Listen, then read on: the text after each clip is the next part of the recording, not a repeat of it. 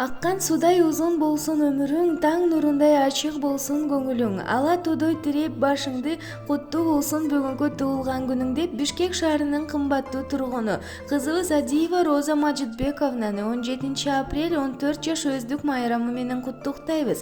Кызгалдактай жайнай берсин өмүрүң, суудай толуп көтөрүлсүн көңүлүң.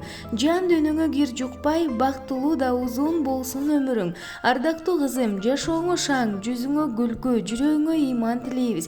Кудайдын сүйгөн пендеси болуп, келечегиң кең болуп, бак талайлуу кыздардан бол. Дайыма аманчылыкта, ден соолукта биздин бактыбызга бар бол деп атасы Мажитбек, апасы Зубайда куттукташат.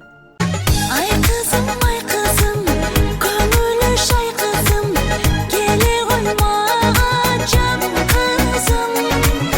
Талпынса кошум, шириним бал кызым, кечине менин жан кызым. Ай кызым көлөгөң, алтыным берекен, ар дайым жүрүшү сен эсен.